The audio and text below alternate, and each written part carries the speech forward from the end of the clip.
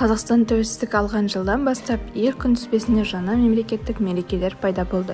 Солардың бірі ел аумағы мен оның тұрғындарының қауіпсіздігін қамтамасыз ететін әскери күштердің отан қорғаушылар кәсіби мерекесі болып табылады.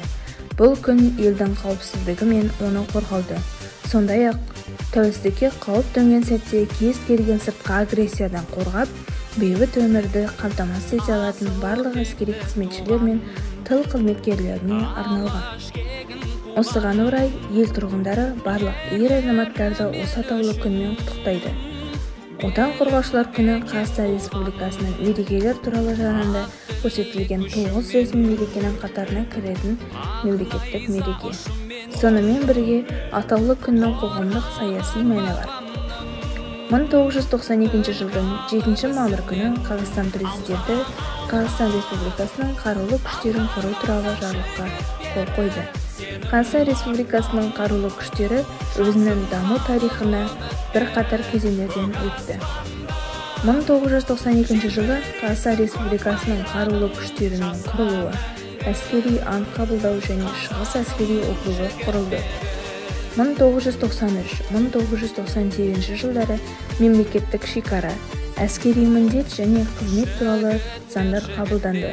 Әскери доктринаны бекітіп, қарулы күштердің түрлері шекара қызметін құрды. 1999-2002 жылы екінші әскери доктрина құрылды.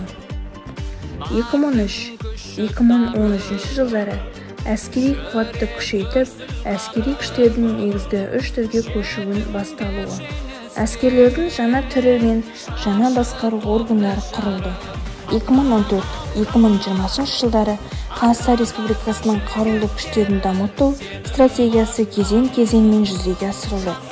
2021 жылдан бастап Қазақстан Республикасының қарулы күштері нығая түсуде.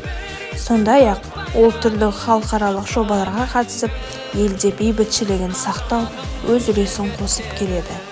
2022 жылы Қазақстан Республикасының қарулы күштері арнайы операциялар күштері көшбасшылығын құру туралы жарлыққа қол қойылды. Қазақстан әскерінің жоғарғы мәртебесі арқасында ел әскерінің күш-қуаты, берік әрі мемлекет қарулы күштері нығайту және дамытуға аса мән береді. Қазіргі таңда елде әскери реформа тұжырымдамасы ғана емес, сондай-ақ мемлекеттік әскери құрылыс бағдарламасы да бар. Әскер қолбасшылары оның құрылымы мен әскерлердің кәсіби біліктілігін арттыру бағытында бірқатар шараларды қолға алуда. Бүгінгі отан қорғаушылар күні қазақстандықтар үшін маңызды, атаулы және сүйікті мерекесіне, ал қарулы күштер бейбіт күннің символына айналды. Отан қорғаушылар күнін Қазақстан Республикасының қорғаныс министрлігінің құрылымдағы барлық құрылымдар мен мекеме өкілдері атап өтеді. Ресми түрде оның құрамына келесі бөлімшелер кіреді: әскери басқару органдары, қарулы күштердің барлық түрлері, әскери оқу және әскери ғылыми мекемелер мен ұйымдар.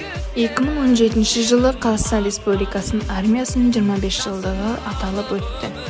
Салтанатты шеруге 400 жауынгерлік машина мен 500 сарбаз қатысты. 2018 жылы әскерді кибер қауіптерге қарсы күрес бөлімшесімен нығайту туралы шешім қабылданды. Айтулы шара Отар әскери базасында салтанатты түрде атап өтілді. 2019 жылдың 7 мамырында соңғы әскери шеру өтті. Аталмыш шаралардың барлығы әскери патриотизмді нығайтып, әскери мамандықтардың ел алдындағы беделін арттыруға бағытталған.